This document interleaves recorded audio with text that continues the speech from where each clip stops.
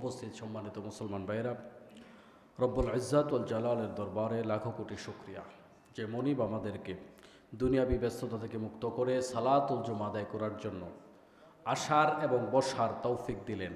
আমরা সবাই সমস্বরে তার দরবারে শুকরিয়া জানাই, কৃতজ্ঞতা জানাই। সবাই বলছি আলহামদুলিল্লাহ। রসুলের প্রতি দরুদ এবং সালাম পেশ করি, সবাই বলি সাল্লাল্লাহু আলাইহি ওয়াসাল্লাম। আমরা সব শহীদদের জন্য দোয়া করি, যুগে যুগে যারা ইসলাম বিজয়ের জন্য জীবন দিয়েছেন বদর উহুদ থেকে পর্যন্ত, রব্বুল ইজ্জাত যেন সব শহীদদেরকে জান্নাতের উচ্চ মাকাম দান করেন, আমিন। আমি আপনাদের সম্মুখে খুবই পরিচিত একটি সূরা, সূরা গাশিয়া থেকে তেলাওয়াত করেছি কয়েকখানা আয়াত। সূরা গাশিয়া কোরআনুল কারীমের ৮৮তম সূরা। এটি রাসূল সাল্লাল্লাহু আলাইহি ওয়াসাল্লামের মাক্কি জীবনের প্রথম দিকে নাজিল হয়েছে। যে সময় রাসূল সাল্লাল্লাহু আলাইহি ওয়াসাল্লাম খুব বেশি বিষয় নিয়ে জাতির সামনে কথা বলেনি। কথা বলেছেন তাওহীদ নিয়ে, কথা বলেছেন তিনি রিসালাত নিয়ে, এর বেশি কোনো বিষয় নিয়ে তিনি কথা বলেননি। ইতিমধ্যে রাসূল সাল্লাল্লাহু আলাইহি ওয়াসাল্লামের এই দাওয়াত পেয়ে মক্কার লোকেরা রাসূলের বিরোধিতা করা শুরু করলো যে আমরা তাওহীদও মানি না, রিসালাতও মানি না, দুইটার কোনোটাই মানি না। আল্লাহ রব্বুল আলামিন দাওয়াতি কাজের মাঝখানে একটা ব্যতিক্রমতা নিয়ে আসলেন, পরকালীন জবাবদিহিতা। তোমরা যারা ঘাটতেরামি করতেছ, পরকালে তোমাদের অবস্থা কি হবে? পরকালে মানুষ দুই ভাগে বিভক্ত হবে, এক ভাগ মানুষ জান্নাতি, আরেক ভাগ জাহান্নামী। এই পরকালের সাজা এবং পুরস্কারের কথা নতুনভাবে আল্লাহ পাক এই আয়াতের ভিতরে, এই সূরার ভিতরে ঢুকিয়ে দিলেন। পাশাপাশি কিছু তাদের বিবেকের কাছে আল্লাহ পাক প্রশ্ন করলেন, তোমাদের চতুর্পাশে তোমরা কি পাহাড় দেখো না? ওই পাহাড় তোমাদেরকে কি মেসেজ দেয়? একটু পাহাড়ের দিকে তাকাও। চতুর্পাশে তোমাদের জীবনের সবচাইতে বড় সঙ্গী ওট, একটু ওটের দিকে তাকাও। তোমাদের উপরে সেই খুঁটিবিহীন মহাকাশ, মহাকাশের দিকে তাকাও। দাওয়াতি কাজের নতুন একটা মাত্রা দিয়ে আল্লাহ রব্বুল আলামিন এই সূরাটা নাজিল করলেন। সুবহানাল্লাহ। আমার মুসলমান ভাইয়েরা, তো এই সূরায় আল্লাহ রব্বুল আলামিন খুবই গুরুত্বপূর্ণ কিছু কথা বলেছেন, খুবই দামি কিছু কথা বলেছেন। আসলে আমরা কোরআনকে সেভাবে চর্চা করি না, কোরআন নিয়ে সেভাবে গবেষণা করি না। কোরআনুল কারীম নিয়ে যদি আমরা হক আদায় করে গবেষণা করতে পারতাম, তাহলে প্রত্যেকটা সূরার মধ্যে, প্রত্যেকটা আয়াতে, প্রত্যেকটা শব্দে, প্রত্যেকটা বর্ণে আমাদের জন্য হেদায়াত রয়েছে, মেসেজ রয়েছে, নতুন নতুন খোরাক রয়েছে। কিন্তু আমরা কোরআনের কাছে যাই না। কোরআনুল কারীম এমন এক কিতাব, যে কিতাব যতবার পড়বেন ততবার আপনার কাছে নতুন মনে হবে। আজকে 25 বছর আপনার বয়স, 50 বছর আপনার বয়স, আজও সূরা ফাতিহা শুনতে কি পুরাতন হয়ে গেছে? না। এক এক কারি কোরআনুল কারীম এক একভাবে তিলাওয়াত করে এক এক রকমের মজা। সুবহানাল্লাহ। ঠিক তেমনিভাবে কোরআনুল কারীম শুনতে যেমন নতুন মনে হয়, কেবল শোনার মধ্যে নতুনত্ব নয়। আপনি যখন কোরআন নিয়ে গবেষণা করবেন, আজকে আপনি যেই অর্থটা পাবেন, যেই ব্যাখ্যাটা আপনি পাবেন, আগামীকাল আবার পড়ে দেখেন আপনার মাথায় আল্লাহ পাক নতুন নতুন কথা ঢুকায় দেবে। সুবহানাল্লাহ। এটা কোরআনের বিশেষত্ব। এমন কিছু সূরা আছে যেগুলো আমরা যেহেতু মাদ্রাসায় পড়েছি, একেবারে নিচের ক্লাস থেকে পড়েছি, দেখলাম যে দাখিল পাস করার পরে ওই আগের পুরাতন সূরাটাই এটা একটু নতুন বুঝ আসছে, আরো ভালো বুঝ আসলো। সেই সূরাটা যখন ফাজিলে উঠে পড়লাম, আরো নতুন কিছু মনে হলো। সেই সূরাটা যখন ওয়াজ করার জন্য আবার নোট করতে বসলাম, একই সূরা, তখন মনে হলো যে আরো নতুন কিছু আছে। এভাবে কোরআনুল কারীম যতবার আপনি তিলাওয়াত করবেন, আয়াত একটাই, কিন্তু ওই আয়াতটা থেকে আপনি নতুন নতুন মেসেজ বের করতে পারবেন। এটা হচ্ছে কোরআনুল কারীমের জীবন্ত অলৌকিকত্ব। সুবহানাল্লাহ। এখন পাই না, আমরা মজা পাই না। কেন? কারণ আমরা কোরআনের কাছে যাই না। আল্লাহ রাব্বুল আলামিন সূরার শুরুর দিক থেকে বললেন, হাল আতাকা হাদিসুল গাশিয়া, তোমার কাছে কি আচ্ছন্নকারী বিপদের খবর পৌঁছেছে নাকি? আল্লাহ তাআলা রাসূলের মাধ্যমে ওই কিয়ামতের খবর পৌঁছাতে চায়। তোমাদের কাছে কিয়ামতের খবর পৌঁছে নাই, আমি আল্লাহ তাআলা তোমাদেরকে কিয়ামতের খবর পৌঁছে দিচ্ছি। ওজুহু ইয়াউমাইদিন খাশিআ, সেদিন কিছু চেহারা এমন থাকবে যে চেহারাগুলার ভেতরে ভয়ের চিহ্ন থাকবে, ভীত সন্ত্রস্ত অবস্থায় থাকবে কিছু চেহারা, যে চেহারাগুলা দেখলে মনে হবে তারা অনেক বেশি পরিশ্রান্ত, তারা অনেক বেশি ক্লান্ত, তারা অনেক বেশি টেনশনে আছে। তার মানে হাসরের মাঠে জান্নাতি লোকদের চেহারা দেখলে যেমন বোঝা যাবে, জাহান্নামী লোকদের চেহারা দেখলেও বোঝা যাবে। এখানে আল্লাহ জান্নাতের কথা দিয়ে আলোচনা শুরু করে নাই, জাহান্নামের কথা দিয়ে আলোচনা শুরু করেছেন। জাহান্নামের কথা আল্লাহ পাক আগে বলেছেন। জাহান্নামের কথা বলে আল্লাহ পাক বুঝায় ওই হাসরের মাঠে কিছু লোকের চেহারা মলিন হবে, তারপরে তাদের চেহারাগুলোর মধ্যে থাকবে ভয়ানক চিহ্ন, ভয়ের চিহ্ন, টেনশনের চিহ্ন, হতাশার চিহ্ন, এগুলো তাদের চেহারার মধ্যে থাকবে। তারপর কি হবে? আমিলাতুন নাসিবা, তাদেরকে দেখলেই মনে হবে কঠিন কঠোরতম পরিশ্রম করে তারা ক্লান্ত। তাসলা নারন হামিয়া, জ্বলন্ত আগুন ঝলসে যেতে থাকবে, আগুনে তারা ঝলসে যেতে থাকবে এবং আগুনে তাদেরকে নিক্ষেপ করা হবে। জাহান্নামের আগুন কেবলমাত্র উপরে ঝলসে দেয় না, জাহান্নামের আগুন উপরে যেমনি ঝলসে দেয় ঠিক তেমনিভাবে জাহান্নামের আগুন মানুষের কলিজাও ঝলসে দেয়, উপরেও জ্বালায় ভিতরেও জ্বালায়, একসাথে দুই জায়গায় জ্বালায়। এই জাহান্নামের আগুনে তাদেরকে জ্বলতে হবে। তারপর আল্লাহ বলছেন তুসকা মিন আইনিন আনিয়া, ওই জাহান্নামে দেওয়ার পরে ফুটন্ত ঝর্ণার পানি তাদেরকে দেয়া হবে পান করার জন্য। ফুটন্ত পানি, আমরা ফুটন্ত পানি পান করতে পারি? কেউ ফুটন্ত পানি পান করতে পারি? কিন্তু দুনিয়ার ফুটন্ত পানির মতোই ফুটন্ত পানি নয়। পানি পান করতে গেলে উপর থেকে নিচ পর্যন্ত সব নারী ভুঁড়ি গলে গলে বের হয়ে যাবে, কিন্তু মৃত্যুবরণ করবে না, সেন্সলেস হবে না, জ্ঞান হারাবে না, জ্ঞান থাকবে, ব্যথা উপভোগ করবে, তবে মরবে না। আল্লাহ রাব্বুল আলামিন বলেন ওই জাহান্নামের আগুন যেখানে আছে, জাহান্নামে যাওয়ার পরে তাদেরকে ফুটফুটে ফুটন্ত ঝর্ণার পানি তাদেরকে দেয়া হবে পান করার জন্য। লাইসা লাহুম তুআমুন ইল্লা মিন দরি', তাদের জন্য কাটাওয়ালা শুকনো ঘাস ছাড়া আর কোনো খাবার থাকবে না। কি খাবার? কাটাওয়ালা শুকনো ঘাস, এগুলো হবে তাদের খাবার। কোরআনুল কারীমের বিভিন্ন জায়গায় বিভিন্ন খাবারের কথা আসছে, তাহলে কোনটা ঠিক? বিভিন্ন খাবারের কথা আসছে কোরআনুল কারীমে যে জাহান্নামীদেরকে এটা খাওয়ানো হবে, তাহলে এখানে বলা হলো কাটাওয়ালা শুকনো ঘাস খাওয়ানো হবে।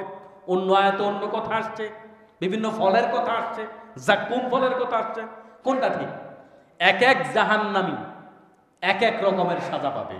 তার মানে কাউকে এটা খাওয়ানো হবে, কাউকে ওটা খাওয়ানো হবে। মুফাসসিরিনে কেরাম তাফসীর করতে গিয়ে লিখেছেন অথবা অপশন থাকবে, এটা খাবা না তো ওইটা খাও, কিন্তু একটাও খাবার না, এগুলো অখাদ্য, কিন্তু খেতে বাধ্য করা হবে। মানুষের জিহবা, মানুষের দেহকে এমনভাবে তৈরি করা হয়নি যে মানুষ কাটা খেতে পারবে, কিন্তু আল্লাহ পাক ওই কাটা খেতে তাদেরকে বাধ্য করবেন। ওরা কারা? ওরা কি অন্য কোনো গ্রহের প্রাণী? এই আলোচনা কার জন্য? আপনার আমার জন্য। আল্লাহ পাকের কাছে আজকের জুমায় আর আজকের খুতবায় আমরা তাওবা করি, ক্ষমা চাই, আল্লাহ তাআলা তুমি আমাদের জন্য জাহান্নামের এই কঠিন পীড়াদায়ক আযাব আমাদের জন্য তুমি হারাম করে দাও, আমিন। আল্লাহ, আমরা পাপ করেছি, আমরা অপরাধ করেছি, আমরা আমাদের অপরাধের স্বীকৃতি দিচ্ছি। আমরা জীবনে অনেক মিথ্যা কথা বলেছি, আমরা স্বীকৃতি দিচ্ছি। আমরা জীবনে ওয়াদা খেলাপ করছি, স্বীকৃতি দিচ্ছি। আমরা পরের হক নষ্ট করেছি, স্বীকৃতি দিচ্ছি। আমরা নামাজ ছেড়েছি, স্বীকৃতি দিচ্ছি। কিন্তু এই আয়াত পড়ে মনে হয় এই সাজা আমরা সহ্য করতে পারবো না। পারবো? আল্লাহ তাআলা তুমি আমাদেরকে আজকের জুমায় এই আয়াত শুনে আমরা তোমার কাছে তওবা করছি, আল্লাহ তুমি আমাদেরকে এই আযাব থেকে চিরতরে রেহাই দিয়ে দাও, আমাদের জন্য হারাম করে দাও, আমিন। লাইসা লাহুম তুআমুন ইল্লা মিন দরি', তাদের জন্য কাঁটাযুক্ত এই খাবার ছাড়া আর কোনো খাবার থাকবে না। লা ইউসমিনু ওয়া লা ইউগনি মিন জু', এই খাবার খাওয়ার পরে ক্ষুধা লাগলে তো খাবার চাইবে, কিন্তু এই খাবার খেয়ে তাদের পেট ভরবে না। এই খাবার খাওয়ার পরে পেট ভরবে না, এনার্জিও হবে না। দুইটার কথা আলাদা আলাদা বলে দিয়েছে। আমাদের বাংলাদেশে দেখবেন JK লাইফস্টাইল, ডাক্তার জাহাঙ্গীর কবিরের লাইফস্টাইল আছে না, ওই লাইফস্টাইলে কিছু খাবার দিবে আপনাদের, ওই খাবার খাইলে পেট ভরে না কিন্তু এনার্জি হয়ে যায়। বাদাম খাবেন, ঘি খাবেন, তারপরে সরিষার তেল যুক্ত খাবার খাবেন, হ্যাঁ, অলিভ অয়েল খাবেন, আপনি নারিকেল খাবেন, সব খাবেন, কম কম, পেট ভরতে পারবে না। কথা বোঝেন নেই? তাহলে পেট না ভরলেও এনার্জি হয়। আর এখানে আল্লাহ পাক এই আয়াতের মধ্যে বলছে এটা এমন খাবার যা জাহান্নামীদেরকে খেতে বাধ্য করা হবে। ওটা এনার্জিও হবে না, পেটও ভরবে না, দুইটার একটা হবে না। আল্লাহ পাক বলেন লা ইউসমিনু ওয়া লা ইউগনি মিন জু', তাদেরকে পুষ্টও করবে না, ক্ষুধাও মিটাবে না, দুইটার একটাও মিটাবে না, কিন্তু তাদেরকে এটা ছাড়া অন্য কোনো খাবার দেয়া হবে না, খাবার ওইটাই খেতে হবে। কোরআনুল কারীমের অন্যান্য জায়গার মধ্যে আল্লাহ পাক রব্বুল আলামিন বলেন ওই জাহান্নামীদেরকে আল্লাহ রব্বুল আলামিন, মানুষ যখন ওই জাহান্নামের মধ্যে মানুষ পড়তে থাকবে, গলতে থাকবে, ওই পচা গলা পুষগুলো আবার তাদেরকে খাইতে দেওয়া হবে। যা দেখলে দুনিয়াতে মানুষ দেখলেই বমি করে, গন্ধ শুনলেই বমি করে, ওই সমস্ত খাবার, ওই সমস্ত জিনিসগুলো তো খাবার নয়, ওই রক্ত, পুষ, পচা গলা পানি, ওইগুলা তাদেরকে খাইতে বাধ্য করা হবে। ওজুহু ইয়াওমাইদিন নাঈমা, ওই কঠিন থেকে কঠিন সময়ে কিছু মানুষের চেহারা আলোক উজ্জ্বল হবে, কিছু মানুষের চেহারা অত্যন্ত সুন্দর হবে, তাদেরকে দেখলেই টেনশন মুক্ত দেখা যাবে। চেহারা হবে উজ্জ্বল চেহারা, চেহারা হবে হাসি মাখা চেহারা। আল্লাহ তাআলা তাদের ব্যাপারে এরপরে বলেন লিসাইহা রাদিয়া, নিজেদের কর্ম সাফল্যে তারা হবে আনন্দিত। হাশরের মাঠে আল্লাহ পাক রব্বুল আলামিন যখন রেজাল্ট ঘোষণা করবেন, এক শ্রেণীর লোকেরা তাদের সন্তান থেকে পালাবে। কি জবাব সন্তানের কাছে আজকে দেব? আমার রেজাল্ট যদি আমার স্ত্রী দেখে আমি লজ্জিত হয়ে যাব, আমার ভাই, আমার বাবা যদি আমার রেজাল্ট দেখে আমি লজ্জিত হয়ে যাব। কিন্তু আবার কিছু মানুষ রেজাল্ট পাওয়ার পরে রেজাল্ট নিয়ে দৌড়াবে, আমার পাড়া প্রতিবেশী কোথায়, ক্লাসমেটটা কোথায়, আমার ভাই কোথায়, বোন কোথায়, দেখো আমি পাস করেছি, আমি A+ পেয়েছি। যারা A+ পায় তারা মিষ্টি দোকানে সিরিয়াল দেয়, আর যারা রেজাল্ট খারাপ করে তারা সেদিন বাড়িতে থাকে না, পালায়া থাকে, গ্রামের বাহিরে কোথাও চলে যায়। মানুষ দেখলে যখন জিজ্ঞেস করবে রেজাল্ট কি জবাব দেবে, এই জন্য পালিয়ে থাকে। হাসরের মাঠে ওই A+ পাওয়া SSC ইন্টারের রেজাল্ট দিলে যে চিত্র হয়, যদিও ওই চিত্রটা আরো হাজারো কোটি গুণ বেশি ভয়ানক, হাজারো কোটি গুণ বেশি আনন্দের, ঠিক একই চিত্র হাসরের মাঠে হবে। কেউ রেজাল্ট পাইলে পালাইতে থাকবে, কেউ যেন আমার না দেখে, আমার রেজাল্ট আমি কেমনে দেখাবো আমার সন্তানকে। আজকে আমার সন্তান দেখবে আমি দুর্নীতি করেছি, আজকে আমার সন্তান দেখবে আমি খুন করেছি, আজকে আমার সন্তান দেখবে আমি চুরি করে ওদেরকে খাওয়াইছি, আজকে আমার সন্তান দেখবে আমি নামাজ না পড়ে কামাই করেছি, আজকে আমার সন্তান দেখবে আমি মানুষের হক মেরে তাদের খাওয়াইছি। এখন আমাদের সমাজের মধ্যে এই চিত্র আছে না নাই? গত পরশুর দিনও তো আপনারা দেখেছেন, বাংলাদেশে একটা লোক অফিস ভাড়া দিয়েছে, ভাড়া চাইতে গেছে, পিটাইয়া অফিসে মেরে ফেলছে, আছে না নাই? নতুন জাহিলিয়াত শুরু হয়েছে বাংলাদেশে, এই জাহিলিয়াতকে প্রশ্রয় দেওয়া যাবে না। 1 জুলাই বিপ্লব বাংলাদেশে হয়েছে, প্রয়োজন আবারও বিপ্লব হবে, কিন্তু এরকম মানুষ খুন, হত্যা, ধর্ষণ, ট্যাগিং এর রাজনীতি এই বাংলার জমিনে আর হতে দেওয়া হবে না। আগামীর বিপ্লব ইসলামের বিপ্লব হবে। কার পিছনে আপনি স্লোগান দেন মিয়া? কে আপনার কবরে যাবে? আপনি আজকে মরে দেখেন, আপনার পিছনে কেউ নাই। এই নিষ্ঠুর পৃথিবী, মায়া, এটা এক ছলনার নাম। কিসের মায়া? আপনি মরে যান, আপনার সন্তান 2 দিনের মাথায় আপনারে ভুলে যাবে। কার জন্য জমাইছেন? রাসূল সাল্লাল্লাহু আলাইহি ওয়াসাল্লামের জন্য হাদিসের মধ্যে বলেছেন, তোমরা তোমাদের নিজেদের চাইতে তোমাদের উত্তরসূরির সম্পদ বেশি পছন্দ করো। সাহাবীরা বললেন, ইয়া রাসূলুল্লাহ বলেন কি? সবাই তো নিজের সম্পত্তি পছন্দ করে, আপনি বলতেছেন আমরা আমাদের ওয়ারিশ উত্তরসূরিদের সম্পত্তি পছন্দ করি, এটা কেমনে? রাসূল সাল্লাল্লাহু আলাইহি সাল্লাম উদাহরণ দিলেন। কি উদাহরণ? আচ্ছা, এই জায়গাটা কার? বললো আমার। এই বাড়ি কার? আমার। এই মুহূর্তে ধরো তুমি মারা গেছো, এখন বলো তো এই জায়গা কার? আমার ছেলের। এই বাড়ি কার? আমার মেয়ের। ওই বসত কার? আমার নাতির। তোমার কি আছে? এগুলা যে তুমি আটকায় রাখলা, এখান থেকে ব্যয় করতে চাও না, এখান থেকে খরচ করতে চাও না, এখান থেকে খরচ করে হজ করতে রাজি না, এখান থেকে খরচ করে উমরা করতে রাজি না, এগুলা খালি জমা রাখছো, এগুলা তোমার কে বললো? তোমার তো ওইটা যেটা তুমি খেয়ে পরে শেষ করেছো, তোমার তো ওইটা যেটা তুমি আল্লাহর দ্বীনের পথে দান করেছো। কার সম্পত্তি তুমি লোভ করো? কার সম্পত্তি ভালোবাসো? তোমার কোনটা পরের কোনটা চিনলা না। এজন্য আপনি যার জন্য ফেসবুকে মিথ্যা লেখেন, যার জন্য ফেসবুকে গুজব ছড়ান, যার জন্য আপনি তোমার অমকের নেতা তমক নেতা, আমার কি বলে যে অমকের সৈনিক তুমি বলো, ওই নেতা নামাজ পড়ে, ওই নেতা সুদ খায়, ওই নেতা ঘুষ খায়, ওই নেতা দুর্নীতি করে, ওই নেতা চাঁদাবাজি করে, ওই নেতা পাপের সাথে জড়িত, ওই নেতা মানুষ খুনের সাথে জড়িত। হাসরের মাঠে প্রত্যেকটা গুনাহ, আল্লাহর ঘরে মিম্বারে বসে বলছি, প্রতিটা গুনাহ তুমি সমর্থন দেওয়ার কারণে সে বড় নেতা হয়েছে, এজন্য সবগুলা গুনাহ সমান হারে তোমার আমল নামায় লিখা থাকবে। ও মুসলমান ভাই, এত বোকা কেন আপনি? আপনি আর একজনের জন্য কেন জাহান্নামে যাবেন? কি জন্য জাহান্নামে যাবেন বলেন না? কেন আপনি জাহান্নামে যাবেন? তার পাপ কেন বহন করবেন? যদি কারো পিছে স্লোগান দেয়া লাগে, কারোর জন্য ফেসবুকে লেখা লাগে, আমি একজন দিনদারের পক্ষে লিখব, এক নামাজির পক্ষে লিখব, একজন ভদ্রলোকের পক্ষে লিখব। ওই ব্যক্তি যদি ন্যাক আমল করে, আমার আমল নামায় ন্যাক আমল লেখা হবে। যদি করা লাগে ওইটা করব, কিন্তু আমি দুনিয়ার মোহে মত্ত হয়ে দুনিয়ার চেয়ারের জন্য, ক্ষমতার জন্য এমন জায়গায় কেন যাব? দুইটা চোখ বন্ধ করলেই তো পরকাল। এটা কি অনেক দূর নাকি? পরকাল অনেক দূর আছে। কেমন? সেই মাইল স্টোনের যে ছাত্ররা মারা গেছে, ওরা সব বুড়া ছাত্র ছিল? ছোট্ট ছোট্ট শিশু, কচিকাচা বাচ্চারা ছিল কি না?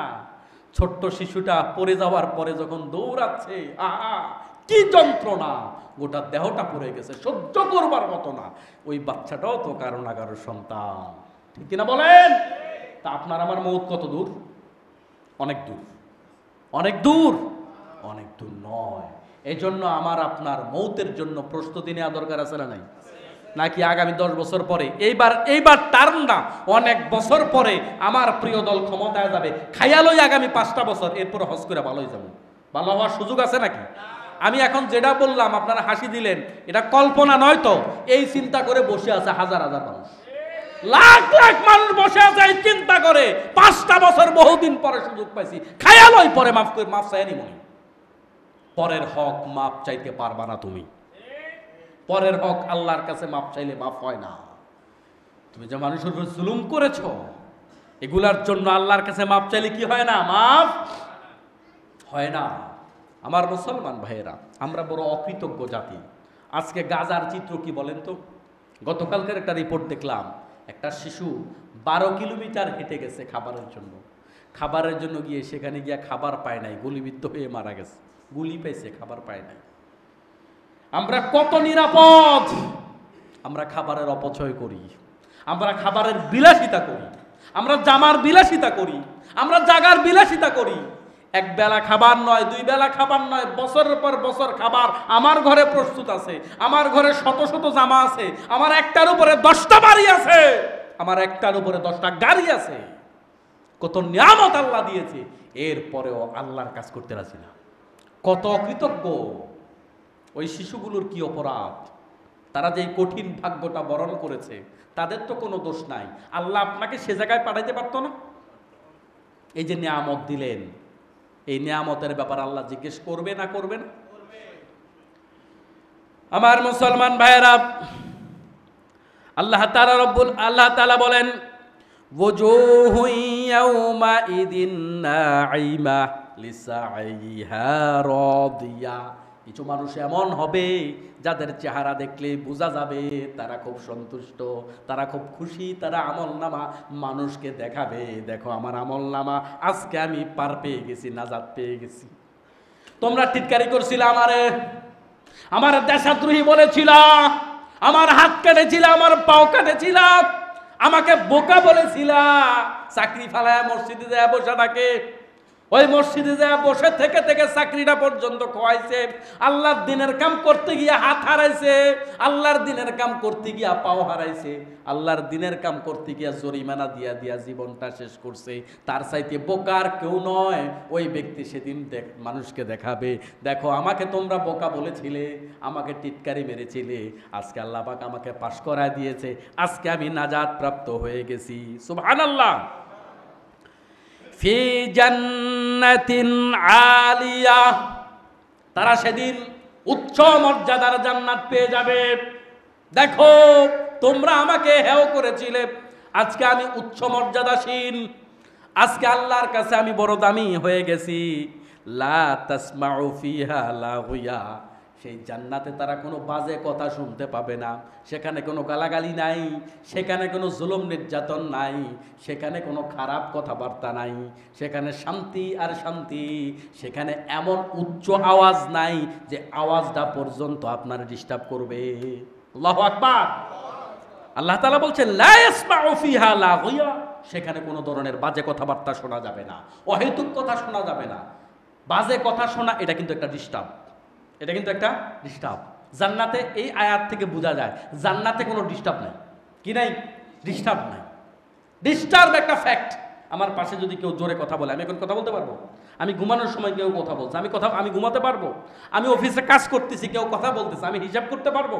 তাহলে মানুষের আশেপাশে উচ্চ আওয়াজে কথা বলা, খারাপ কথা বলা, গালমন্দ করা, কিংবা ভালো মানুষ যারা তারা এরকম গালমন্দের শব্দ শুনতে পছন্দ করে।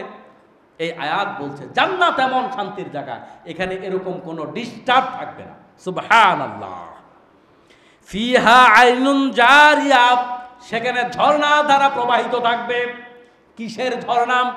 আমি এর আগে জান্নাতের আলোচনা করতে গিয়ে বলেছিলাম এই পৃথিবীতে এখনো পর্যন্ত যত দামি দামি ভবন হয়, ওই ভবনগুলা দেখবেন সাগরের কিনারায়, নদীর কিনারায়, সাগরের উপরে, নদীর উপরে হয়, ঠিক কিনা? যত দামি দামি স্থাপনা দেখবেন। আমি দেখেছি সিঙ্গাপুরে অ্যাপেলের একটা শোরুম হয়েছে, সাগরের থেকে বের হয়ে আসা লেক, ওই লেকের মাঝখানে কত কোটি টাকা যে খরচ করেছে আল্লাহই জানে। এত দামি, কোথায়? সাগরে। সাগরে কেন? মানে এটাই আকর্ষণ। তার মানে যুগ যুগ ধরে মানুষ যত আধুনিকতার দিকে যাচ্ছে, মানুষ তাদের আবাসস্থল সৌন্দর্য খোঁজে সাগরের পানির নিচে, নদীর পানির নিচে। আল্লাহ পাক বলছে এই যে জান্নাতের বিল্ডিং হবে, কোথায় হবে? তোমার বিল্ডিংয়ের নিচে দিয়ে ওই পানি প্রবাহমান থাকবে। সুবহানাল্লাহ। পানি দেখা যাবে নিচ দিয়ে প্রবাহিত হয়। এই জান্নাতের ধারণা থেকেই কিন্তু মানুষ এই দুনিয়াতে এগুলো বাস্তবায়ন করা শুরু করেছে। যত আধুনিক আবিষ্কার এগুলো কোরআন থেকে নেয়া। মানুষ এই পানির মধ্যে বাড়ি করা কোথার থেকে মানুষের মাথায় আসলো? এই যে এখান থেকে আসছে এগুলো, যে জান্নাতের বাড়িঘর পানির উপরে হবে। সুবহানাল্লাহ। এখানে পানির নহর থাকবে, এখানে মদের নহর থাকবে, এখানে দুধের নহর থাকবে। যেই মদ খেয়ে কেউ মাতলামি করবে না, যেই মদ পরিশুদ্ধ, যেই মদ পবিত্র, যেই মদের মধ্যে জীবাণু নাই, যেই মদের মধ্যে কোনো ভাইরাস নাই, তুমি যা চাও সব তোমাকে আল্লাহ পাক দিবে। সুবহানাল্লাহ। ফিহা আইনুন জারিয়া, সেখানে থাকবে ঝর্ণা দ্বারা। ফিহা সুরুরুম মারফুআ, সেখানে থাকবে উঁচু উঁচু আসন। যত বড় লোক তত উঁচু উঁচু আসনে বসে, ঠিক কিনা? বাংলাদেশের জাদুঘর আছে না, জাতীয় জাদুঘর, কেউ গেছেননি? আগেকার দিনের কিছু খাট পালং আছে এটার ভিতরে, কেউ খেয়াল করছেননি? অনেক উঁচা না? উঁচা মানে কি গরিবের খাট না? তাহলে যে যত বড় লোক তার খাট তত উঁচা, যে যত দামি তার চেয়ার তত বড়। শরীয়ত মুসল্লিদের মাঝে আর ইমামের মাঝে দাম বেশি দিয়েছে কাকে? ইমামকে। আপনারা বসছেন নিচে, আমি বসছি উঁচু জায়গায়, ঠিক কিনা? তাহলে বোঝা যায় যুগে যুগে উঁচু মানের লোকেরা উঁচু জায়গায় বসে। আল্লাহ পাকের এই আয়াত আমাদেরকে বলছে ফিহা সুরুরুম মারফুআ, তাহলে ঐতিহ্য বহন করে, সম্মান বহন করে, সমৃদ্ধি বহন করে উঁচু চেয়ার, উঁচু জায়গা, উঁচু আসন। জান্নাতে এরকম উঁচু উঁচু আসন থাকবে। সুবহানাল্লাহ। ওয়া আকওয়াবুম মাওদুআহ, পান পাত্র সমূহ থাকবে। এখন এটা এমন কি গুরুত্বপূর্ণ জিনিস, আল্লাহ পাক পান পাত্রের কথা বললেন। আপনি যত বড় বড় আলিশান জায়গায় যাবেন, যত বড় বড় রাজার দরবারে যাবেন, আপনি সেখানে গিয়ে দেখবেন তাদের খাবারের পাত্রগুলো তত দামি। কোথাও কোথাও এমনও আছে সোনার পাত্র, সোনার চামচ, সোনার গ্লাস। আর আল্লাহ পাক রব্বুল আলামিন ওই জান্নাতে এরকম সোনার চাইতেও দামি দামি পদার্থ দিয়ে জান্নাতে পান পাত্রগুলা তৈরি করবে। তার মানে এটা বিলাসিতার একটা চিহ্ন বহন করবে। সুবহানাল্লাহ। এরপর আল্লাহ পাক বলেন ওয়া নামারিকু মাসফুরা, সারি সারি বালিশ সাজানো থাকবে বিশ্রামের জন্য। ওয়া যারাবিয়্যু মাবসুতা, এবং সেখানে উৎকৃষ্ট বিছানা পাতানো থাকবে। কথাগুলা বলতেছে কে? আল্লাহ পাক রব্বুল আলামিন যেটার উৎকৃষ্ট বলে, এর দ্বারা বোঝা যায় দুনিয়ার উৎকৃষ্ট নয়, আল্লাহর জবান মোবারকে যেটার উৎকৃষ্ট বলে এর চাইতে উৎকৃষ্ট আর কিছু হতে পারে না। এটা কত উৎকৃষ্ট হবে, কত সুন্দর হবে। আল্লাহ বালিশের বর্ণনা দিচ্ছে, বিছানার বর্ণনা দিচ্ছে। এটা কোরআনের আয়াত বানানো লাগে নাকি? আসলে এটা এত সুন্দর হবে, এত আরামদায়ক হবে, এটা দুনিয়ার মানুষ না দেখলে কখনো কল্পনাও করতে পারবে না। আল্লাহ পাক রব্বুল আলামিন এই নিয়ামতগুলা জান্নাতীদের জন্য রেখেছেন। আফালা ইয়ানজুরুনা ইলাল ইবিলি কাইফা খুলিকাত, এরা কি এই ওটগুলার দিকে তাকায়া দেখে না কেমনে ওটগুলাকে সৃষ্টি করেছে? আয়াতের শানানুজুল কি মনে আছে আপনাদের? কোন সময় নাজিল হয়েছে? যখন তারা রাসূলের কথা মানতেছিল না। এবার আল্লাহ পাক রব্বুল আলামিন দাওয়াতি কাজে এতদিন পর্যন্ত শুধু তাওহীদ নিয়ে কথা বলা হয়েছে, রিসালাত নিয়ে কথা বলা হয়েছে। এবার আল্লাহ পাক আখিরাত দিয়ে আলোচনা শুরু করলেন। এই জীবন জীবন নয়, তারপরে আরো জীবন আছে, সেখানে তোমাদের জবাবদিহি করতে হবে। আর সেই জায়গায় তোমাদেরকে এই ব্যাপারে করতে হবে। তোমরা কি ওটের দিকে তাকায় দেখো না? এই ওটের ভিতর আল্লাহ রব্বুল আলামিন কি রেখেছেন সেই কথাগুলো আল্লাহ তাআলা এখানে বলছেন। এই ওটের দিকে তাকাও। আল্লাহ পাক যখন কোনো কথা বলে বুঝতে হবে এর ভিতরে আছে মহান রহস্য। সুবহানাল্লাহ। আমরা ওটের দুই একটা রহস্যের ব্যাপারে হয়তো জানি। যেমন ওটের আছে পানি সংরক্ষণের এক বিশাল ক্ষমতা। এটার কারণে সে মরুভূমিতে খুব ভালোভাবে স্বাচ্ছন্দ্য বোধ করে চলতে গিয়ে যত তাপমাত্রাই হোক না কেন ওটের অসুবিধা হয় না। একবারে সর্বোচ্চ তাপমাত্রা 51, 52, 53 ডিগ্রি থেকে শুরু করে -1 ডিগ্রি তাপমাত্রা, সেখানেও ওট খুব ভালোভাবে সার্ভাইভ করতে পারে। সুবহানাল্লাহ। এবং ওটের এই পানি রিজার্ভ করার ক্ষমতা অনেক বেশি, অনেক পানি সে একসাথে রিজার্ভ করতে পারে। কিন্তু সেই আলোকে ওট খুব কম পানি খরচ করে, মানে খুব কম প্রস্রাব করে, এবং ওটকে খুব বেশি ঘামায় না। যে ঘামানোর মাধ্যমে মানুষের শরীর থেকে পানি কমে যায় না। যেমন ধরেন আপনি খুব পরিশ্রম করতেছেন আর পানি খাচ্ছেন, মাঝে মাঝে দেখবেন প্রস্রাব হবে না। কেন? আপনার ঘামের মাধ্যমে পানিগুলো বের হয়ে যাচ্ছে। কিন্তু ওটে এই পরিমাণে আবার ঘামে না। না ঘামার কারণে তার পানি কমে না, একদিকে রিজার্ভ রেখে দিল, অপরদিকে খরচ কম করে। আবার আল্লাহ রব্বুল আলামিন এই ওটের ভিতরে আরো কিছু জিনিস রেখেছেন। না ঘামার আর একটা কারণ আছে। আপনি চাইলে আপনার শরীরের তাপমাত্রা এখন 10 ডিগ্রি বাড়াইতে পারবেন, কমাইতে পারবেন। ওট চাইলে তার দেহের তাপমাত্রা 10 ডিগ্রি পর্যন্ত বাড়াইতে পারে এবং কমাইতে পারে। তার মানে কি ব্যালেন্স করতে পারে। এখন তার তাপমাত্রা বাড়ানো দরকার, সে তার নিজে 10 ডিগ্রি তাপমাত্রা বাড়াইতে পারে। এখন কমানো দরকার, হিট বেশি পড়ে গেছে, তার দেহের নিজের তাপমাত্রা সে নিজে 10 ডিগ্রি পর্যন্ত কমাইতে পারে। সুবহানাল্লাহ। আল্লাহ পাক কি এমনি এমনি বলছে? এই পৃথিবীতে কোটি কোটি প্রাণী আছে। আল্লাহ পাক কেন বললেন? দুনিয়ার মানুষগুলা কি দেখে না ওটের দিকে আমি কেমনে সৃষ্টি করেছি? মক্কার সেই সময়কার মানুষগুলো কিন্তু জ্ঞানী ছিল। এরা ছিল আবু জেহেল মার্কা, ঠিক আছে, আবু জেহেল মানে আমরা বুঝি মূর্খ, কিন্তু এরা সাহিত্যের দিক থেকে জ্ঞানী ছিল, কাব্যের দিক থেকে জ্ঞানী ছিল। তারা জ্ঞান বিজ্ঞানের চর্চা করত, কিন্তু আদর্শিকভাবে তারা অনেক নিচু মানের ছিল। যে কারণে আল্লাহ পাক রব্বুল আলামিন তাদেরকে জ্ঞানের খোরাক দিচ্ছেন, এবং কিয়ামত পর্যন্ত আমাদের জন্য জ্ঞানের খোরাক। আমাদেরকে আল্লাহ পাক জ্ঞানের কাছে আমাদের প্রশ্ন রাখছেন। তারা কি ওটের দিকে তাকায় না? ওট কেমনি ভাবে আমি তৈরি করেছি, এর ভিতরে কি আছে? ওটের উপরে দেখবেন একটা উঁচু জায়গা আছে, পিঠের উপরে আছে না নাই? অনেকে মনে করে সেখানে পানি থাকে, সেখানে পানি থাকে না, সেখানে থাকে চর্বি। তো চর্বিতে কি হয়? চর্বিতে এই উট যদি দীর্ঘদিন পর্যন্ত খাবার না পায়, আপনারা জানেন চর্বি কিন্তু মানুষের রিজার্ভ এনার্জি। ওই চর্বি থেকে চর্বি গলিয়ে ওট তার নিজের জন্য এনার্জি তৈরি করতে পারে। সুবহানাল্লাহ বলেন। শুধু তাই না, আবার এই চর্বি রোদের অতিমাত্রায় তাপ থেকে তাকে সেভ করে, যেহেতু এটা উপরে আছে, এখান থেকে সেভ করে। আবার ওদের যে পশম আছে, এই পশমটা এত পরিমাণে ঘন, এটা থাকে অতিমাত্রায় তাপ এবং অতিমাত্রায় শীত, দুটা থেকেই আল্লাহ রাব্বুল আলামিন এর মাধ্যমে তাকে হেফাজত করে। ওর যখন পানি পান করে 40 গ্যালন পর্যন্ত, 1 গ্যালন মানে 4.5 লিটারের উপরে, 40 গ্যালন পর্যন্ত পানি পান করতে পারে একটাও। সুবহানাল্লাহ। এই পরিমাণ পানি রিজার্ভ করতে পারে। ওটের পায়ের তলায় এক ধরনের প্যাড আছে, যেই প্যাডের কারণে এই প্রচন্ড তাপ তার গায়ে লাগে না। সুবহানাল্লাহ। এবং ওটের পা তার সমসাময়িক এই সাইজের যত প্রাণী দুনিয়াতে আছে সবগুলার থেকে ওটের পা উঁচা। বাজ একটা বেশি দেখছেন না আপনারা? কেউ দেখছেন? ওট চড়ছেন নি? কেউ দেখছেন না? আপনারা দেখছেন? আমি ওট চড়েছি। তো ওট অনেক উঁচা। উঁচা হওয়ার কারণে কি হয়? বালি কিন্তু তাপের কারণে গরম হয়ে তাপ নিচের থেকে উপরের দিকে ছাড়ে। উপর থেকে তাপ পরে আগে বালি গরম হয়, এবার তাপ আবার ছাড়ে। তো এখন ওটের চলতে তো অসুবিধা হবে, নিচ থেকে অনেক উঁচা পা হওয়ার কারণে ওই তাপ আবার বালির যে তাপটা, সেই তাপটা আবার তার গায়ে কম লাগতেছে। সুবহানাল্লাহ বলেন। আল্লাহ এমনি এমনি বলে নাই যে আমার গোলামেরা একটু ওটের দিকে তাকাও, আমি কত চমৎকার ভাবে এই ওটকে তৈরি করেছি। সুবহানাল্লাহ। আমার মুসলমান ভাইরা, এভাবে আল্লাহ তাআলা আরো অনেকগুলো জিনিস দিয়েছেন।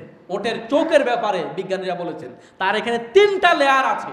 এগুলা ব্যবহার করে সে এই মরুঝড় থেকে তার চোখকে হেফাজত করতে পারে, অসুবিধা হয় না। ওটার যে ঠোঁট এবং জিহ্বা আল্লাহ এমনভাবে, এমন মজবুতভাবে তৈরি করেছে, সে একেবারে শুকনো কাটা এগুলা সে চাবায়া চাবায়া খাইতে পারে। আমি মরুভূমিতে দেখেছি কিভাবে খায়, এটা বিশ্বাসযোগ্য না।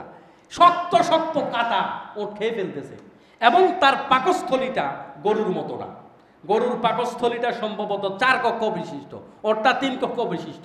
এমনভাবে আল্লাহ পাক তার পাকস্থলী তৈরি করেছেন, সে এখান থেকে বেশি পরিমাণে, একবারে শুকনা খাবার থেকেও সে পানির রস বেশি পরিমাণে সংগ্রহ করতে পারে। সুবহানাল্লাহ। এভাবে আল্লাহ পাক রব্বুল আলামিন এই ওটকে এত চমৎকার করে তৈরি করেছেন, আবার আমাদের জন্য এখানে শিক্ষাও রেখেছেন। আমার মুসলমান ভাইরা, এত কষ্ট সহিষ্ণু এই প্রাণী অন্তত 150 থেকে 200 কেজি, 250 কেজি পর্যন্ত নিয়ে প্রতিদিন 20 থেকে 25 মাইল পর্যন্ত প্রতিদিন সে পাড়ি দিতে পারে। এবং এটা খুব স্বাভাবিক পাড়ি দেয়া, এটার জন্য সে অসুস্থ হয়ে যায় না, ক্লান্ত হয়ে পড়ে যায় না, এটা তার স্বাভাবিক কাজ। এভাবে সে তার নিজেকে এখানে অবস্থান করতে পারে। সুবহানাল্লাহ। এই জন্য আল্লাহ পাক রব্বুল আলামিন আমাদেরকে বলছে, ও দুনিয়ার মানুষেরা, ওটের দিকে তাকাও। কিছু প্রাণী এমন আছে যেই প্রাণীগুলো প্রাকৃতিক পরিবেশের সাথে কম খাপ খাওয়ার কারণে তাড়াতাড়ি মরে যায়।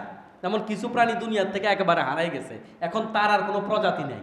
এত কঠিন জায়গায় ওট বসবাস করে, এত কঠিন অবস্থা মোকাবেলা করতে পারে, এরপরেও ওট কিন্তু মরে যায় না। এক একটা ওট 50 বছর পর্যন্ত হায়াত পায়। কথা কি বুঝেন? এই জন্য আল্লাহ পাক রব্বুল আলামিন বললেন, বান্দারে একটু ওটের দিকে তাকা, আমি যে ওটটাকে তৈরি করেছি, কিভাবে তৈরি করেছি, আমি এই জন্যই তোমাদেরকে বলেছি একটু ওটের দিকে তাকাও। আফালা ইয়ানজুরুনা ইলাল ইবিলি কাইফা খুলিকাত, ওটের দিকে তাকাও।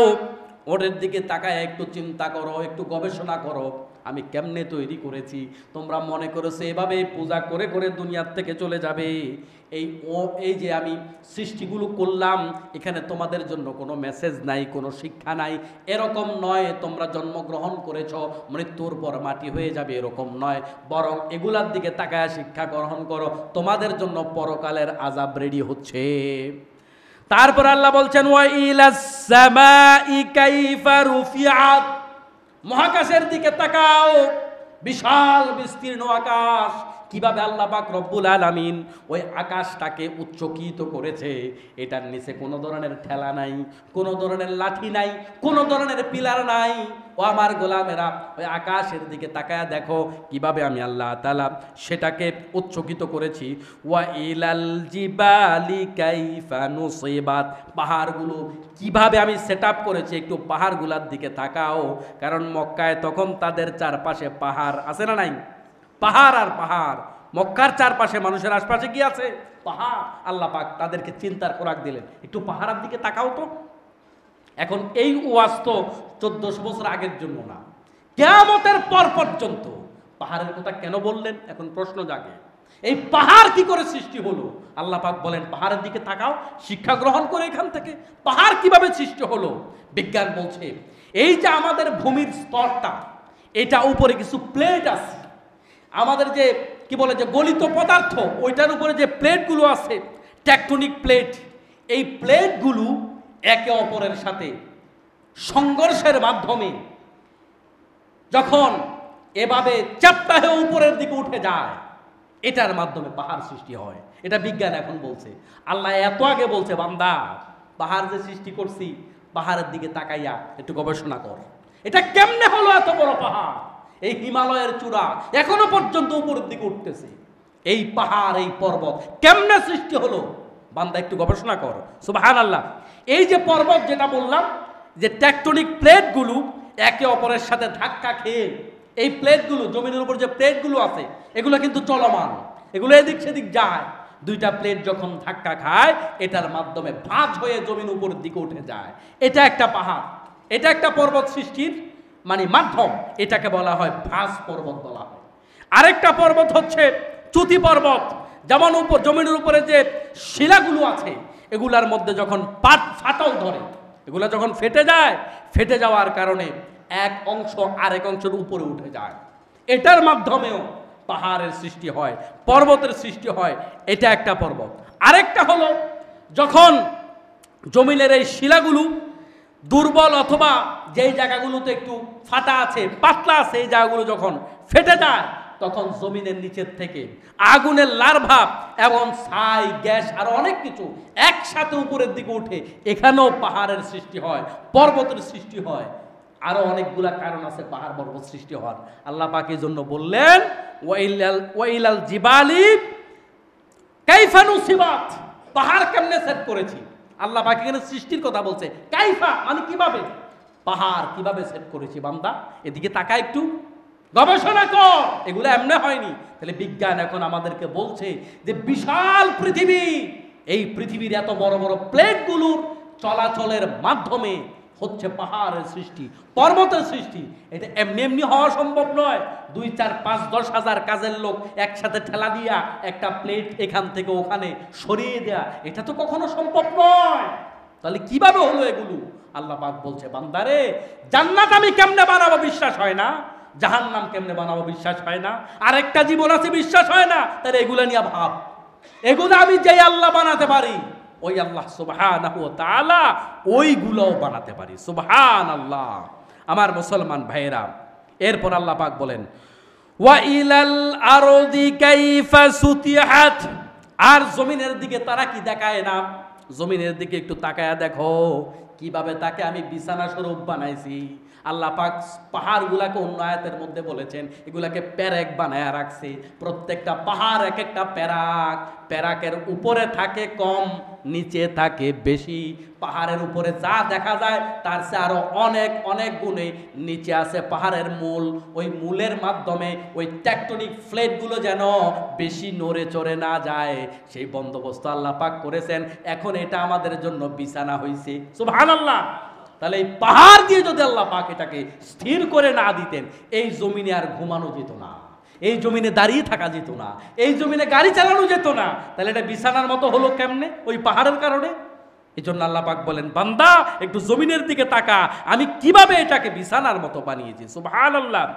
ফাযাক্কির ইন্নামা আনতা মুযাক্কির বেশ হে রাসূল, তাহলে তুমি উপদেশ দিয়ে যেতে থাকো, তুমি শুধু একমাত্র উপদেশকারী, তোমার দায়িত্ব এর বাহিরে আর কিছু না।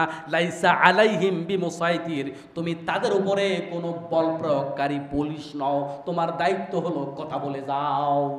আমরা যারা কথা বলার চেষ্টা করি, সমাজের বহু মানুষ আরে মোল্লারা কত কথাই কয়, তো আল্লাহ পাক বলে মোল্লার দায়িত্ব শুধু বলে যাওয়া, সময় মতো টের পাইবা, যা হওয়ার সেখানে হবে।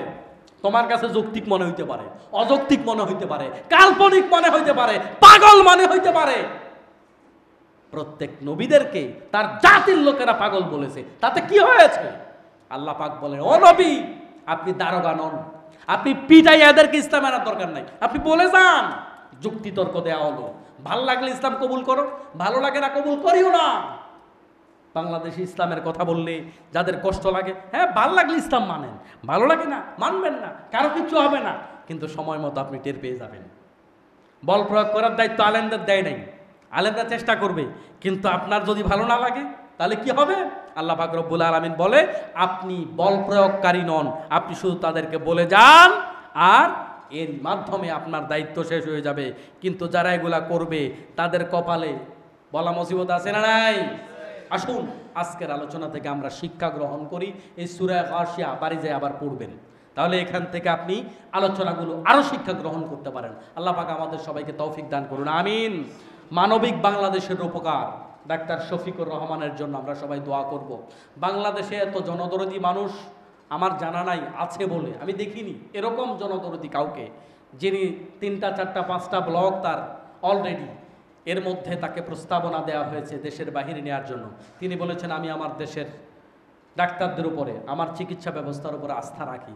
বাংলাদেশের কোনো নেতা তো এগুলা বলে না, সর্দি লাগলেও সিঙ্গাপুরে চলে যায়, ঠিক কি না? আমরা আল্লাহর কাছে দোয়া করি, তিনি সহ সকল জাতীয় নেতৃবৃন্দ যারা দেশের জন্য কাজ করে, যেই দলেরই হোক না কেন, আল্লাহ সবাইকে সুস্থ রাখুক, ভালো রাখুক, আমিন। হাদা মা ইনদি ওয়াল ইলমু মিনাল্লাহি আলাইহি তাওয়াক্কালতু ওয়া ইলাইহি উনীব। আসসালামু আলাইকুম ওয়া রাহমাতুল্লাহি ওয়া বারাকাতুহু।